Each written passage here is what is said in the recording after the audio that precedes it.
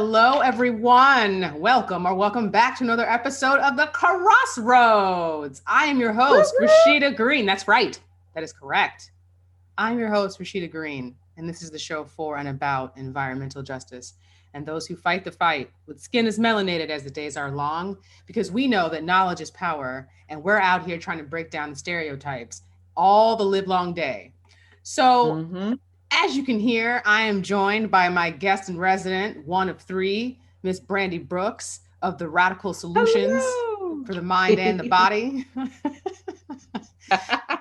just gonna be kicking it today. Tomorrow is Thanksgiving. It's a bit different than I think any of us planned. So we're just gonna chit chat. And before we get started with the chitting and the chatting, we're gonna give some flowers. And this is the segment in the show where we give honor and thanks to someone in our lives, maybe someone not in our lives, that are deserving of acknowledgement. Brandy, would you like to go first?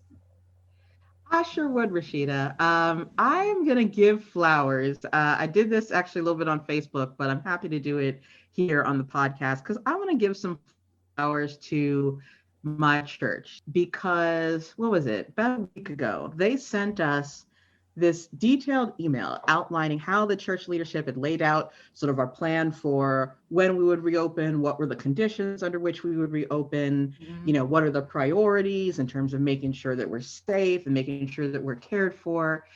And it was just one of the most thoughtful, detailed, responsible emails that I have seen during this time from an organization saying, here's how we are going to care for our people. Here's how we are really thinking through this. Here's how we're resisting this narrative that says, just reopen, it's fine, because we are in a community, in a city, it's a Black church, we're within the community that's one of those getting hit hardest by this. And I just want to give a lot of love to the pastors, Joseph W. Daniels and Pastor Janice Harmon, who are our senior and associate pastor, all the different lay leaders, because that's how you model what it looks like to be faithful, responsible people in the world to me. And I felt blessed by that email. It was an email about reopening logistics and COVID, but it was an email that was so much about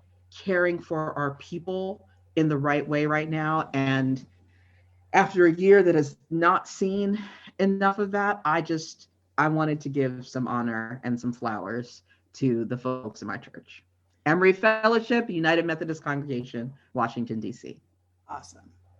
Today, and because in honor of tomorrow being Thanksgiving, I've actually decided to give some flowers to the Indigenous people of Maryland. So there are three major main groups. They are the Algonquian, they are the Iroquois, and the Siouan. Now, there are a lot of different tribes within these three main groups, but those are the three. I suggest everybody takes a minute and see whose soil you're standing on. As you're breaking bread, no matter how you're doing it, just take a minute, see whose ground you're standing on and who you're walking on. I want to acknowledge that where I am, that I am on the Piscataway tribe land and then the Conchtank tribe land. And again, thank you for making sure that we do honor the folks whose land we're on. Yes. Okay. So, Thanksgiving 2020. What the fuck? Oh my goodness. What exactly in the fuck is happening?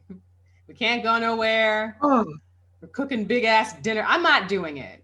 I've not been talking about it on social media, but let me say right here on this here program, I'm not doing it. I'm not in the mood for Thanksgiving this year. It can be canceled. I can totally understand. I like making myself good food. So this is just an excuse for me to be off and take the time to cook myself a big proper dinner, which I don't always get to do during the hustle and bustle while I'm working. And yeah, it's ridiculous. I was talking with a good friend of mine. We had one of my socially distant porch hangouts, which I'm still trying to do as far into the late fall/winter as I can before we all have to close up for the season. Close up shop. And, we were just talking about how I don't even know the word, like ridiculous, insane, frustrating, angering, stupid, appalling, like all those words bundled up into one other word. It is that we are at a place where we're now facing a second wave Yeah. worse than the first wave. Yeah. Yahoo Mail likes to give me news alerts, and they were like, in the past 12 days, there's been a higher case count than has been seen in any month previous this year. And I am like, how did we get here? I mean, I know because we've all been watching it, but like the literal question, How do we Rashida, get the here? literal question right now is how many people have to die? That's Like it's not a rhetorical question. I want to know how many people have to die and why 250,000 isn't enough. Why 100,000 wasn't enough. Where are we trying to get to here? the girls want to go And to Red Lobster.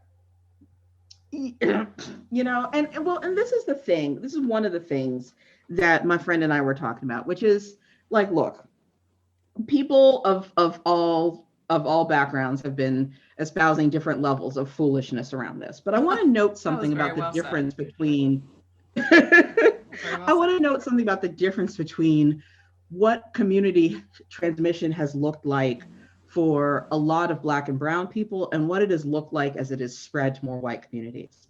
So one of the things that you're seeing, and I think one of the reasons why you were seeing Black and Brown and Indigenous communities get hardest hit by this disease is because the combination of us having close-knit, supportive cultures where we're consistently trying to be together and us needing to do things like go into work because we were essential workers and we didn't have the opportunity to work from home, or ride public transportation because we don't have private vehicles and we had to use that to get back and forth to our jobs, back and forth to wherever, having to go places and to care for our family members. So in that kind of situation, you're absolutely going to see community spread because our communities were very, very exposed in that way. Yes.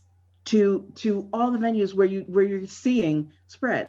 And then on the other side of the equation, where you start to see some of these other big spreader events is when a bunch of people decide that they're going to be irresponsible and everybody's just going to go to the beach because why the heck not? Everybody's just going to go to a rally because why the heck not? Everybody's just going to decide that they got to be out in these streets drinking at bars and restaurants because why the heck not, even though there's a pandemic. And I just really want to note the difference between people being exposed because in order to live their lives and make their families survive, they didn't have a really good choice in a country that didn't provide any supports for people to actually stay the heck home, and people who decided to continue spreading this thing. Yeah. So we have a massive second wave because they were just irresponsible and stupid.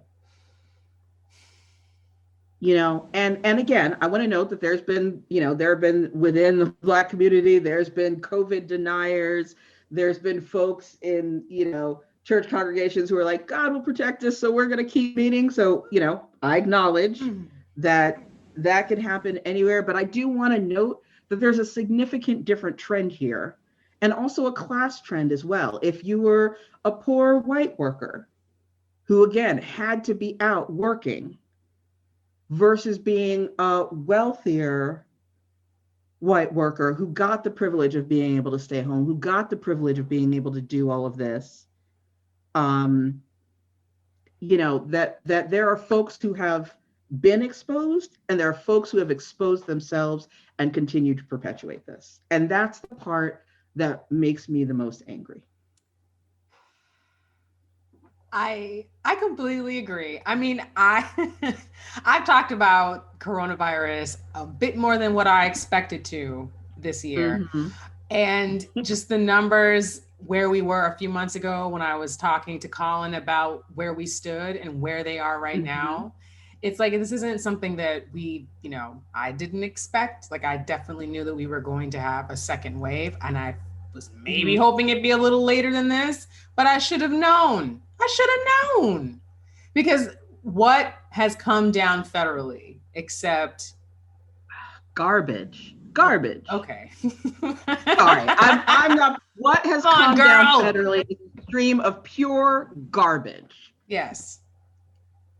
You know, and it's like, and you got all these people who are trying to like hunt down Dr. Fauci for speaking the bit of truth that he is trying to speak within the bounds of his role in this ridiculous administration. And you've got folks like doxing him and like trying to issue death threats against him for the man being like, y'all, get your act together. This is not going away. This is not going to magically disappear, no matter what Donald Trump says. And no matter what you decide to believe about this being a hoax, it's not a hoax. It's a serious, highly communicable infection that can sometimes pass because people are asymptomatic. So pay attention, wear a mask, and stay the fuck home. Yeah, I mean, as we have definitely talked about, we have friends and loved ones who have been stricken with coronavirus. I mean, and I have multiple friends who've lost their parents, their aunties and uncles, their siblings, their good friends. Neighbors. I swear, if anyone gets in my face and actually like tells me that this is a hoax and it's not real, no, I might be. I don't know. I don't want to say. I want to reserve the day I would go to jail card for something else. But I do agree that this is a worthy reason for one to end up in jail for taking a swing on someone. You know what I'm saying? I'm not going to do anything. I'm not going to judge you. That's not what we're here to do on this day. Okay. So, you know, friend, also while we're here in political land, couple things. First, so locally, we have legislative sessions going to be peeking on around the corner. Yeah. Ooh. I mean, you know, that's partly what's wild because I remember back in what I now refer to as the before time when we were having legislative session. This is always before time. The before time. Just all time is the before time. You know, and we were actually making some pretty good progress on some progressive legislation, on moving forward some progressive issues. And then, you know, all of that got arrested by COVID. Session ended early. You know, I think, you know, you had state legislators who were working to try and agitate for the level of aid and the level of supports that we needed. And we did get eventually, some of that out of Governor Larry Hogan. But I think it's going to be really interesting to see how folks come back to session and, you know, because we're not out of this yet. So it's this combination of still trying to address the fact that, for instance, Marylanders are still getting evicted, are still seeing, you know, huge impacts of this. People are still, like, tens of millions of people are still unemployed. The reason why we might see declining applications or things like that isn't because a bunch of people suddenly got re-employed. It's because the money's run out. It's because the time that people are allowed to draw down the money has run out. It is not because the need in our communities has stopped. People are still actively trying to figure out how they're going to pay for their homes, how are they going to pay for their food, how they are going to find any kind of job in this economy. And again, especially you see this hitting, you know, service industry workers, like a lot, you know, restaurant industry workers. You see this hitting a bunch of different places. And this sector that everybody talked about, this like growing economic sector, the service industry, well, you see it's incredibly fragile when all of a sudden all this stuff around going out, all this stuff around tourism isn't happening anymore. I also want to just name and highlight my musician friends. And anybody who's involved in performance venues. Like, I have friends who are having to rearrange their lives because the way that they have been making a living as working musicians and working performers doesn't exist anymore. And nobody knows when that's coming back. So I just want to like name, there's so many people who are continuing to get hit by this, who are trying to have to figure out how to move, how to rearrange with their families. And so as we come back into session, I think there are two big questions. The one is, what is the level of actual aid that we need to be providing to our communities at this point to put a stop to the multiple layers of damage? One, to allow people to do the things that we actually need to do to stop community spread. And then two, to support people so they are not on a cliff edge Yes. constantly. And then the question is, from this point forward, once we do finally get this under control, what does a just recovery look like? What does it actually Mm. look like for us to recover from this? Not in the way that we've been doing COVID, where there's a bunch of folks who are just getting smashed by this, and then a bunch of other people who are making money hand over fist, but an actual just recovery that makes sure that all of the folks who are in our state, all the folks who are in our county, are actually able to be healthy and well and housed and thriving, that we are taking care of physical and economic and mental well-being. Because one of the things I don't think we're talking about enough is the mental health crisis that COVID is and will continue to be. We have been trained now to not touch each other. That's literally bad for human beings. We have been trained now to see each other as dangerous. And there is actually a whole lot of recovery and healing from that we are going to have to do as we try and move from whenever the COVID period ends to whatever it looks like after COVID.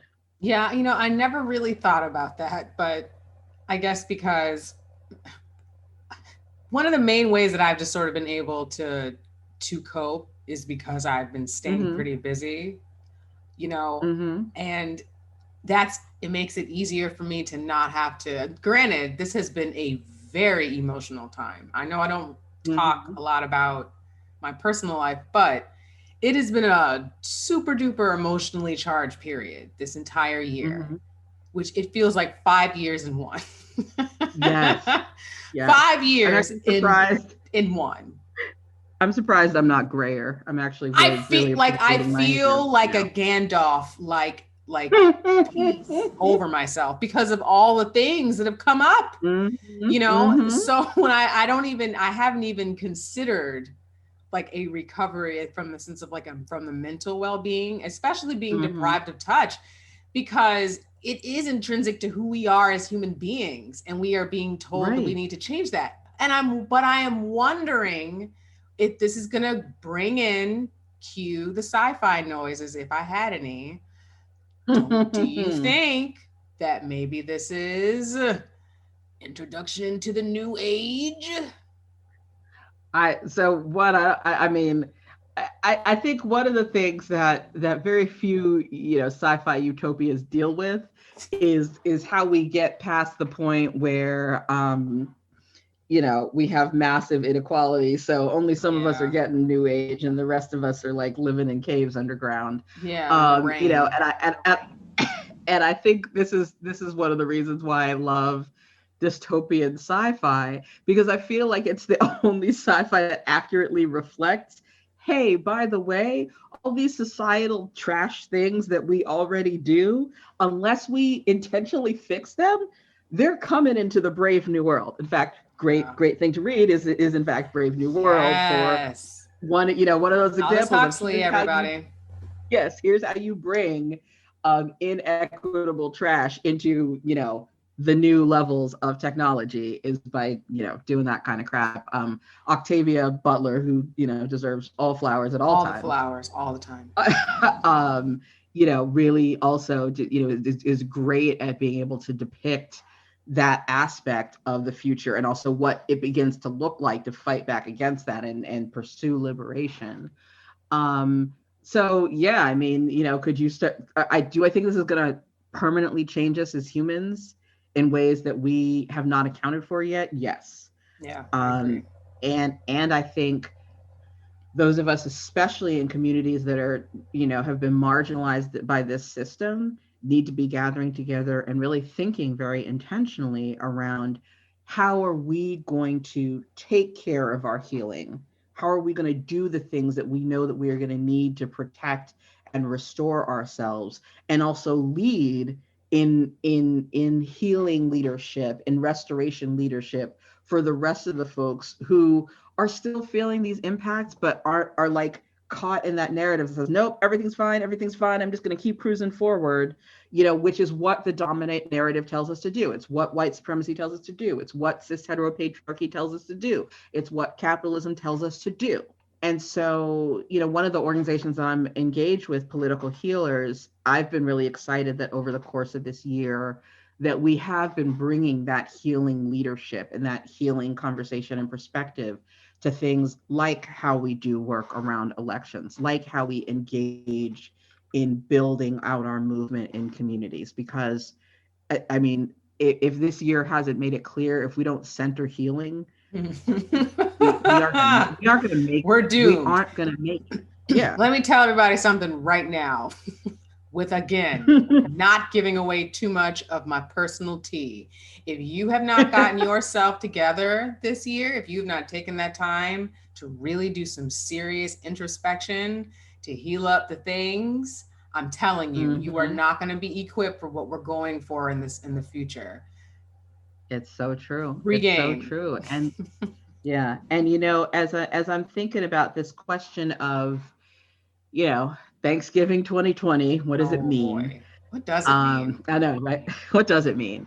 So, I don't think it means that we have to pretend that 2020 hasn't been exactly as 2020 as it has been. What I do want to celebrate, though, and reclaim for myself and insist on reclaiming, is the resilience, the clarity, the deepening of my relationships and my roots and community that has come through this time.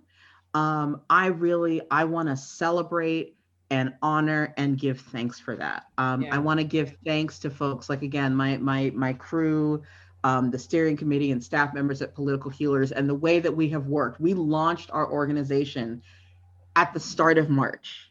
I just want everybody to look. Wow. We launched our organization at the start of March publicly. And so, and then COVID happened. And so this whole time we've been basically like opening up and like figuring out how to run this organization in the middle of COVID, in the middle of every impact that has had on our personal lives. And what we have had to do is figure out how to navigate, how to hold each other in love and care and grace, how to rid ourselves of shame narratives around like how we're supposed to show up right now and what we're supposed to be able to do. That has been beautiful. It has taught me that there's an entirely different way to be, an entirely different way to live in organizational cultures. In addition to my personal consulting practice, I also work with a group called One Square World. My consulting partner there, Andrea Atkinson, has been the relationship that we have, the things that we've been building out with our staff team. It's been amazing. It's been an example of like, this is what's actually possible when we build organizations, when we build relationships, when we build the way that we do our work around healing, around self and community care, around like a focus on our vision.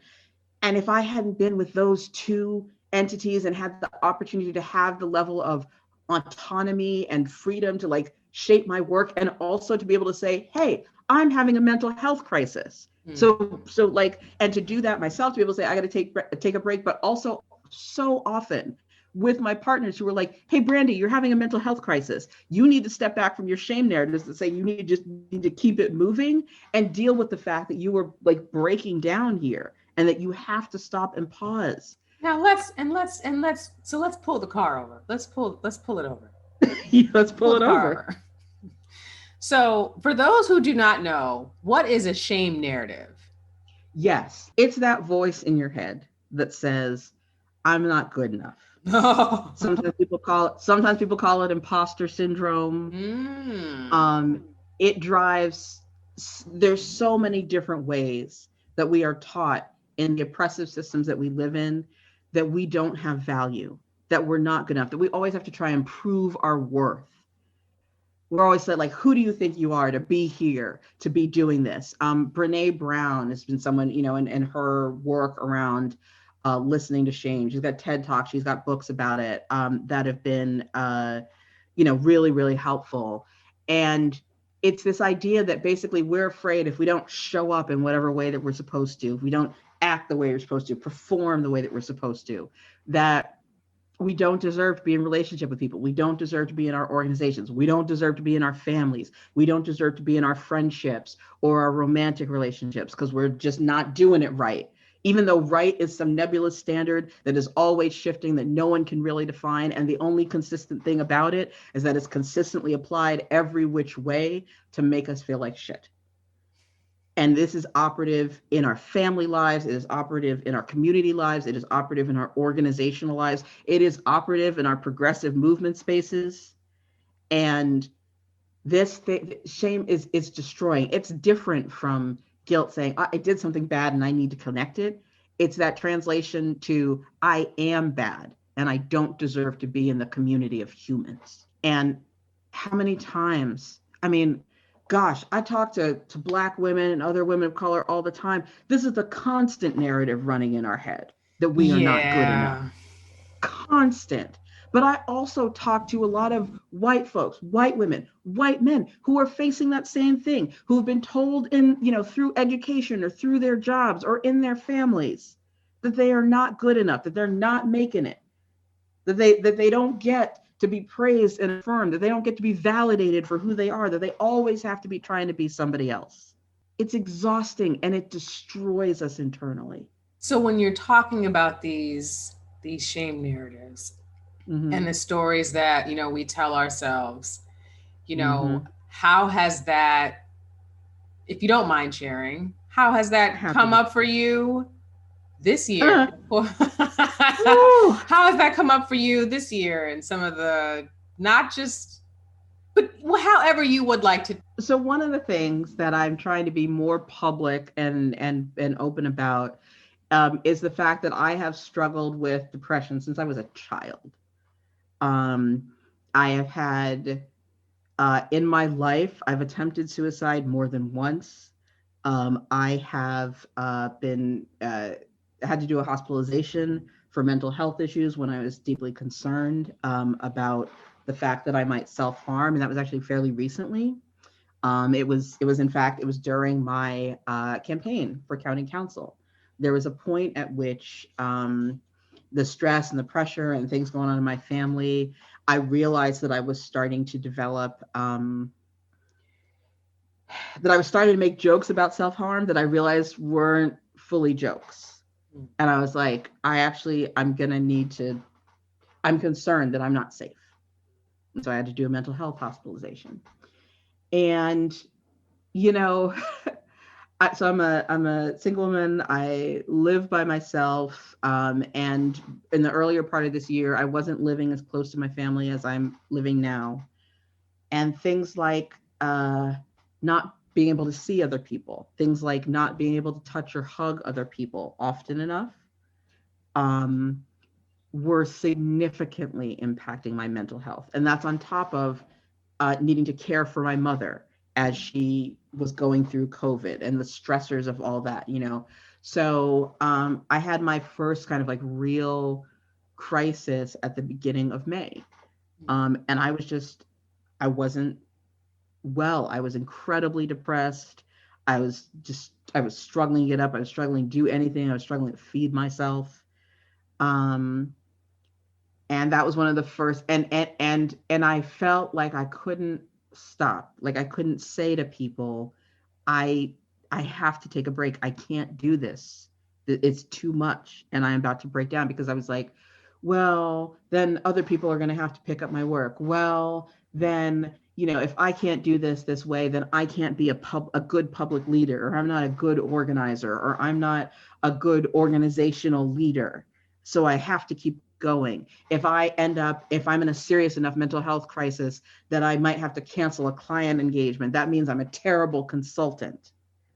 Those were all the narratives. And one of my beloved colleagues, Michaela Lovegood, who's my co-director at Political Healers, she was the one who finally caught me and was like, wait, we need to talk about this because you are not okay. And you need to take a break. And I was like, yeah, but I can't. And she's like, why not? And we really went through this conversation where she made me say out loud the things that I was saying to myself internally Mm. about like what it meant for me to take a break. And it was just some really harsh things, harsh, terrible thoughts and words that I was directing at myself about who I was and whether or not I was worth anything. And she finally brought me to this point where she's like, no, you need to do this. And so then I went and I asked and I talked to, my consulting partner. And I finally talked to my client. And I said, look, this is where I am. I am not, and especially with the work that I do, is facilitation work, is holding space, doing racial equity work. I was like, right. I do not have the capacity to do this. And we are going to have to reschedule this engagement. And it was a hard thing to do, but it was absolutely necessary. Mm. And I am so thankful to be in a series of communities where there are people who, one, are paying attention to how I am. Yeah. And when they see that I'm not okay, they're like, nope, hold up a minute. We got to check in for real and see what you really need. And then we'll work with me to make the space. And then, and we will do that for each other, because these same colleagues of mine, I've had to be like, hey, slow down. I don't think you're okay. And I think we need to reconfigure this. Yeah. And, we all have that thing where we're like, I'm fine. Everything's all right. And I'm like, you're not all right. None of us are all right. It's a global pandemic. We're not okay. I mean, and keeping it 100, I mean, I have not been pleased. First of all, I'm not pleased with what's going on with the election, obviously. Mm-hmm. We will put a pin in that. Yeah. But for as far as just where we are in this pandemic and the experience of it, I also had to really unfortunately take a break from recording regularly on the show. Mm-hmm. Mm-hmm. I just, between the demands for my last semester of school, between the new demands of my job, I was just not able to balance all three. And I had a plan. I had a very good plan. Mm-hmm. I was like, I'm going to do this. I'm going to record on this day. And then I sat down to do all that. Mm-hmm. And I was like, this is not all getting done. And it's not getting done well. And it's like, well, if it's not going to be done well, then I don't really feel like there's much point in doing it. Mm-hmm. And that begins this entire cycle of, oh, well, you can't just put out mediocre stuff. You always have to put out supreme content because that's what you do. Mm-hmm. And if you're not going to do that, then you should just hang it up, girl. So there's, mm-hmm. Yep. And not to say that was all of it, but that was definitely there. It was definitely also the need to do other things, but it was definitely it's because you can't be optimal. You can't perform. Right. And the idea that somehow that's a flaw in you, as opposed to we are in a situation that's crazy where we should everybody should be grateful that we're all showing up at all. Because in addition to the pandemic that's particularly hit Black and brown communities hard, can I also mention folks haven't stopped shooting us in public? Yeah, let's talk about that shit. Yeah, let's talk about that. Can we also mention that again, all of these things, all the other things that were still happening that were shit, where we actually weren't okay before. Nope. And I think it's okay for us to acknowledge that. It is completely okay for us to acknowledge that. And then all this other stuff comes down. None of us are right. And I just want to have a big mass sailing session where we all just admit none of us are right. Teachers who are trying to teach in these remote environments or hybrid environments, and their schools are open and then shut because COVID keeps happening. Yep. They're not right. The teachers I know who have been trying to work their butts off to figure this out, the students who are trying to figure out how to still learn and pay attention to all the environment, all the students who can't because of technology barriers, because of language barriers, because of every other kind of barrier. None of us are okay. And it's not because we're wrong. It's because the things that are happening to us, the things that are being done to us, the things that we are forced to endure are not right. They are traumatic.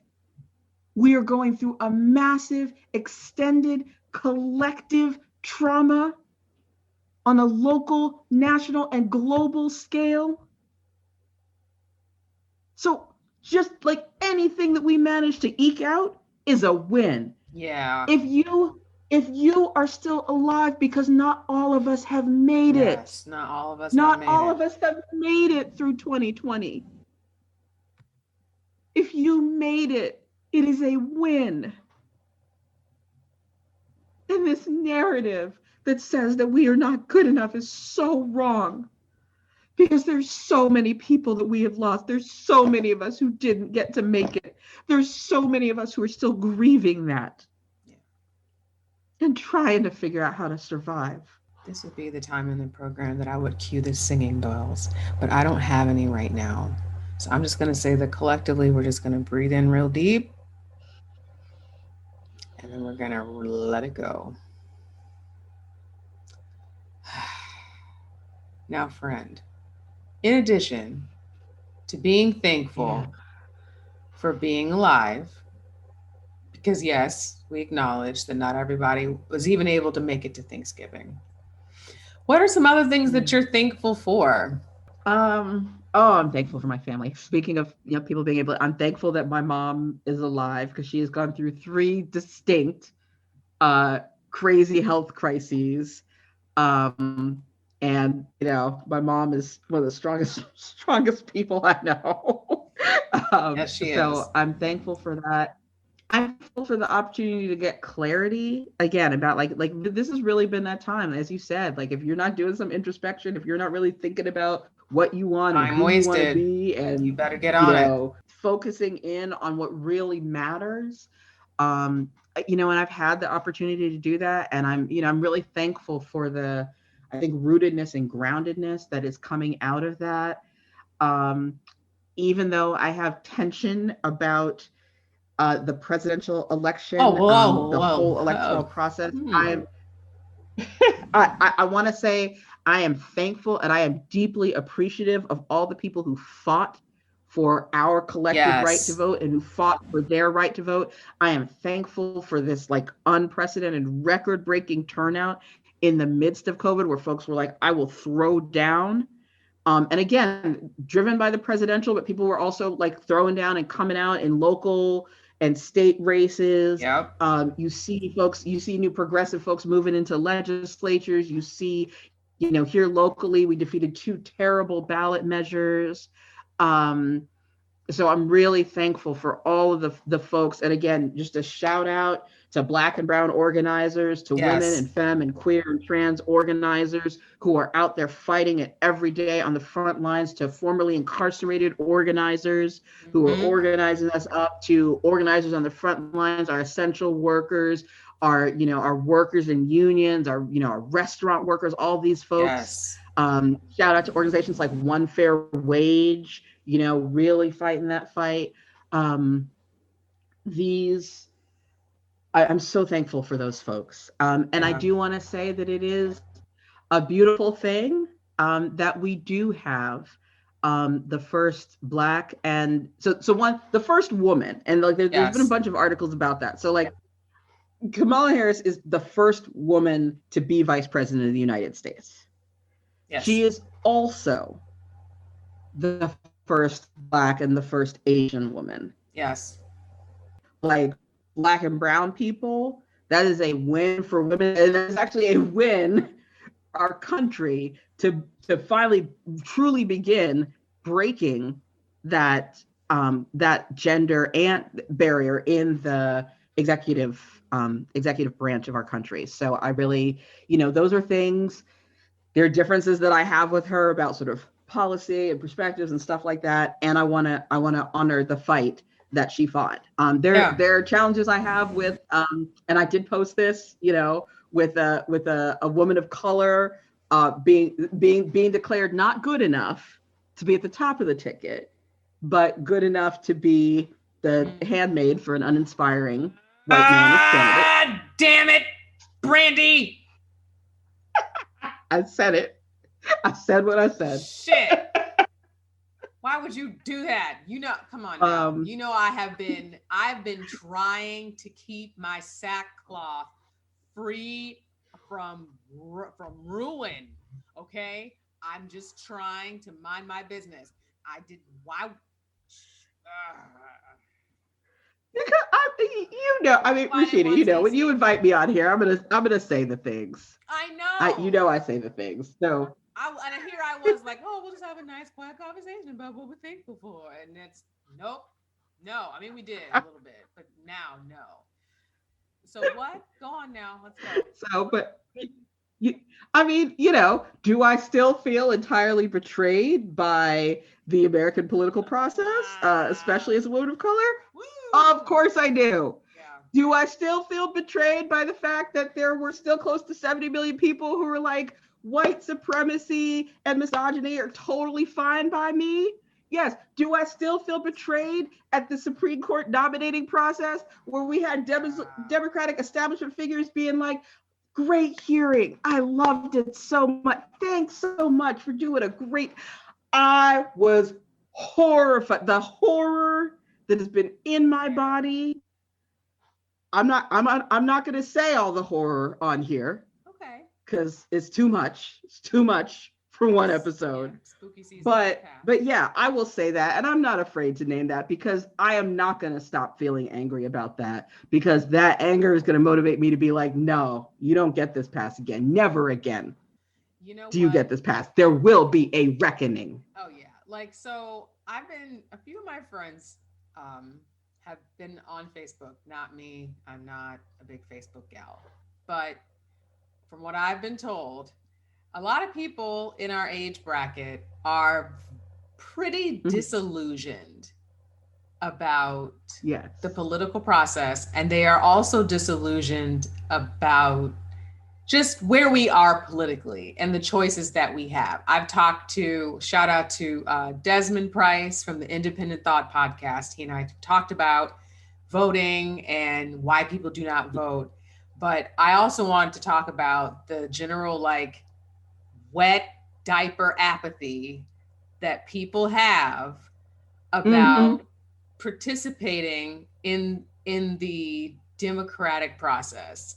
So have you also heard these things that people, okay, what is your personal opinion, friend? Yes, of course, people, wet diaper. It ain't just a wet diaper. There's poo in there. There's runny poo in that diaper. Ew. So I'm sorry, as someone who's changed a lot of diapers, I'm going to talk the real about both diapers and politics, which is to say that we are being asked to carry a runny poo diaper and look happy about it. Don't nobody look happy when you're carrying a runny poo diaper. Nope. Nobody's happy. Nobody. So yeah. And again, I want to honor that there were a bunch of folks who were like, you have literally given me a runny poo diaper and you are still expecting me to carry this over the finish line. And I'm going to do it. But let's not pretend that I don't know what you just handed me. Yeah.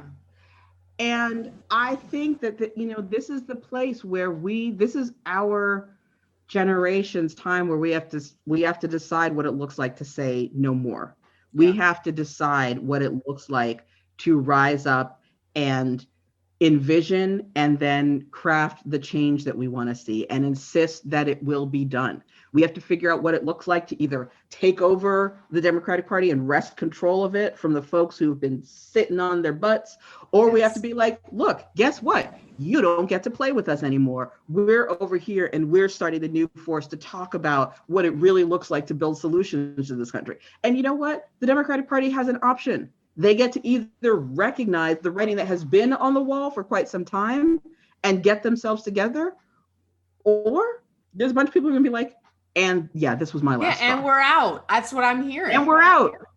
Yes, people are absolutely like, I am out. And folks, what I appreciate hearing is that there are a lot of folks who aren't like, I am out of, they're like, no, I'm out of you getting to control this system this way. Yeah. So fine. We have been talking to you and talking to you and talking to you about changing your thing. Fine. We're making our thing.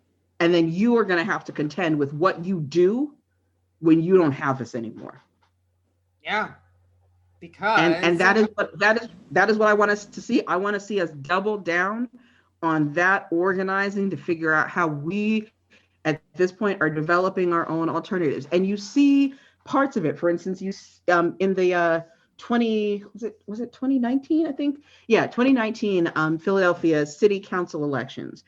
You saw how there was actually a candidate, Kendra Brooks, who was a Working Families Party candidate, yes. who was elected to the city council. Incredible Black woman organizer, from a strong grassroots background. So you see, like, there are places where you see that happening. There are places where, like in Maryland, the current establishment does its level best to try and block people from being able to do that, third parties from being able to run effectively. Right. So we have got to organize. We have got to organize to say, look, there's a choice here. If you want us to be with you, then you've got to get right. And if that is not what you are willing to do, then that's fine. But we're not willing to play this game on these terms anymore. I think we are definitely in the crossroads. So I also want to bring this here planet we're living on into the mix. I'm thankful Mother Earth hasn't purged us yet. Oh Lord, I know she is. Can't wait to get that shepherd's rod right like, to where we're at, boy. Good God. She's like, look, I'm gonna keep giving you all warning signs that at some point I'm just gonna lose my temper entirely. Yeah. And it's done. Yeah. We need to be. Yeah, and it's like that's the thing is that like the California burning down is like 10th on the list of things that have made the news. I don't think we really understand because of the scope of everything else that has been happening. Like, what has happened in California? The hurricane. Jesus Christ. Devastated. What are we on? We're on Iota? Other Central American. I think we're on Iota now. Yeah. And for the record, this is technically speaking, now granted, Hurricane Sandy was a late season storm too, but technically speaking, hurricane season is supposed to be over with by November 1st. It's usually from June 1st to November 1st. That's like hurricane season. And here we are. We've run out of the name storms and had to switch to the Greek alphabet. And I believe the last time we checked, we were like on Iota. It's crazy. Yeah. And are we, all this devastation is happening. It's mind-boggling. And I think, are really, truly, it's hard for our minds to even hold all of it at the same time. So that, that is one reason why you see like these major things kind of, dribbling off to the sides, but they're not dribbling for the people who are right in them. And again, let's be real. Folks haven't recovered from any of the other ones either. No. There's still people fighting for recovery from Hurricane Sandy. There's still people fighting for recovery from Maria, fighting for recovery from Katrina and Rita. Like, we haven't healed any of that stuff, and then we just keep piling stuff on top of it. When you just rattled off all those storm names, it sounded like that DMX song, like, never mind. I know, that's just me being foolish. Carry on. No, it's all right. It's like the Mambo number 5 of like devastation. Mambo number 5. Why did you bring that up? I just like, please don't let there be a number 6. I'm a little afraid to ask after what numbers 1 through 4 were. So all of these things are continuing to happen, are being exacerbated. Yeah. So again, like taking this, so all that's happening. Then you have Donald Trump in his like last days as president, trying to gut as many environmental restrictions he already as he can has. And drill wherever he can get a drill in the ground. Yep. So he's like, he's doing all that. And then also bringing it back to this election, then you have Joe Biden picking oil and gas folks and like DuPont chemical folks to be his like transition team and appointees. Have you not seen? Do you not understand what is happening? So for me, the crossroads is getting the clarity that says, I see what the system is doing. I see that there will never be enough dead people for us to take this seriously. I see that it doesn't matter how hard we fight and how hard we show up in spite, people will not honor what we need. And for us to get clear about that and then to organize, Yes, to take real power over our systems of governance, over our politics and policies, over how decisions are made about the things that impact our lives, to organize and to seize that power unapologetically. No more of this narrative that says I'm not good enough. yes, Going back to that, like, that is the clarity I want us to come out with, is that understanding that yes, we are. And the reason people keep trying to kill us off is because they know if we survive and we organize, then we're going to defeat them. We have to know that as clearly as they know that, yes. and then act accordingly. Yes. Now, before we bring this thing on home, I do have to say, because I never got to say what I was thankful for. Yes. So. Oh, yes. Oh, my goodness. I'm sorry. See, you let me talk on. You let fine. me get all of my It's feelings. Fine. Okay. It's yes. fine. So I'm actually pull the car off the side of the road. We pull. Okay, we'll pull over. We're pulling over yet again. All right. So I'm actually very thankful for my podcast friends that I have accumulated over this year and a half. I've been at this podcast thing for, I believe, about a year and a half now, close to 2 years. And it's crazy. It's really crazy from start to finish. Not when I was actually like putting out the content. I'm talking about setting up the framework to get it started, everything all together. It's been about 2 years. And it's been a lot of work. And I never thought that I would be able to do it all by myself. Like 100%, like from the music to the editing, to all the content, to how it flows, all of it. That's all me. And to think, to actually like accept like that's true is like something I'm very grateful for, because even when I was discouraged because I couldn't commit to it, I was so excited about having a regular show and putting it out weekly and just being really energized by just the feedback that I was getting and just the impact that I could see. I was so excited. It's because it's, checking those stats is like, ooh, like you're gonna win or some shit, like, come on. Yeah. And then when it's like, I don't have any reason to look because I'm like, well, what am I putting out? But I'm trying to expend my energy in other ways. So not to be a big old crybaby about the whole thing, because, you fall back, but you get up and you get up stronger. So I'm just grateful for. Well, can we just stop? What? Can we just stop, everybody? I'm going to give. I am applauding Rashida. I'm giving you for this brilliant podcast, for all the work that you've done, for the amazing voices that you have lifted up. Yes, I am giving you all the claps because you deserve this affirmation. You didn't have to do that, girl. I'm gonna do it though, because I love this. I love the work that you do. I'm so proud to have gotten to be involved in it. Thank you. It is a labor of love. And I am in addition to being glad and thankful for my podcast community, I'm also thankful for my guests and residents, like for you, for Misha, for Seema, who have agreed just to be with me on this journey and come on the show, even and then just like the way we can show up for each other is also like very rewarding too. So I'm grateful for that. And I'm just grateful that I still have a place to come back to. I still have people who want to know how the show is going and where we're going, and that, I'll be able to, as soon as I swear to beans, as soon as the ink is dried on that diploma, my God, my word. It's coming. It's coming. Woo!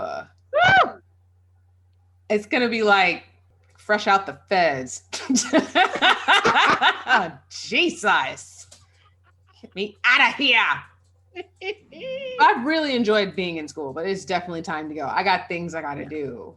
I Yeah. got things I got to do. And the Yeah, crazy thing is, and you get to take a break. We just talked about oh this. yeah. You get to pause and remember what it's like to not have all of your minutes filled up and stuffed to the gills. I know.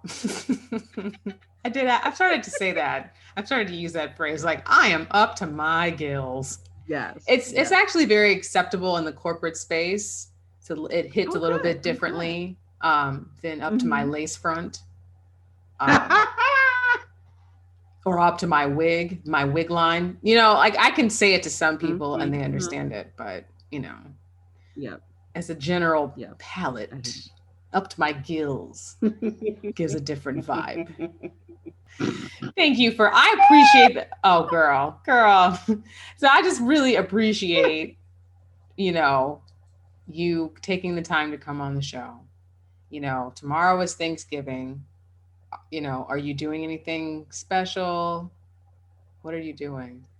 Like I said, I'm cooking myself some good food. We have kind of a pod with me and my sister and brother-in-law and niece because we live in the same apartment complex, so we see each other a lot. So I may go to dinner over there. I will be keeping it pretty quiet. We are not gathering as a whole family.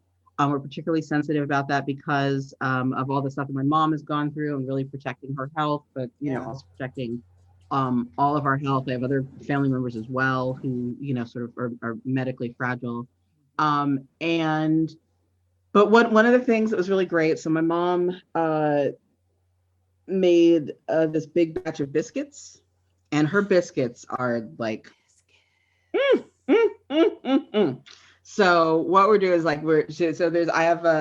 each of our households has like a little packet of biscuits that we get to eat as part of our Thanksgiving. So we're kind of like sharing that dish around the different Thanksgivings and having our biscuits. My mom's biscuits are bringing us together.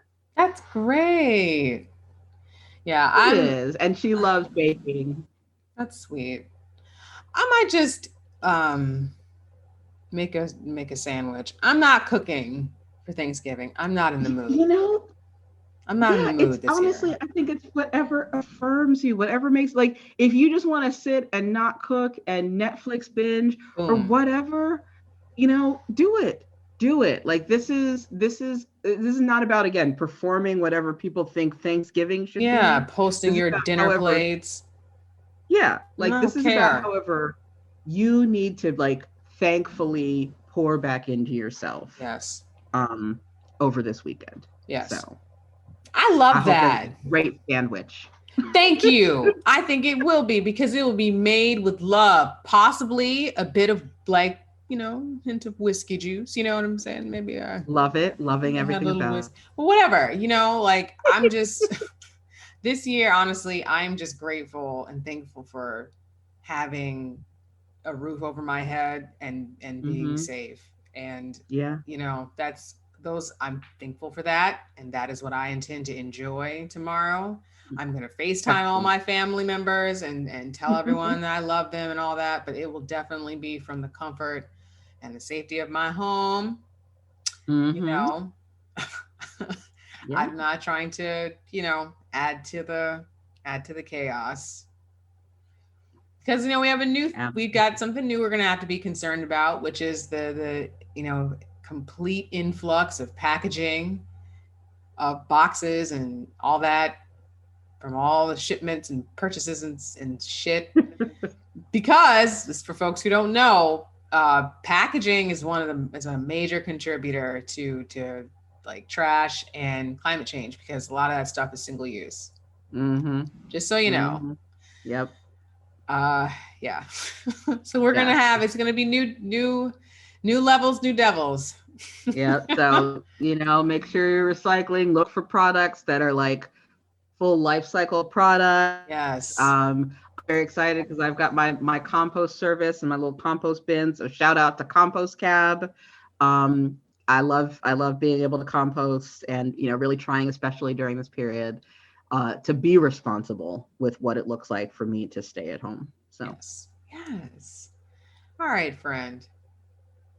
Everybody, thank you for joining me for another episode, and we will see you at the crossroads.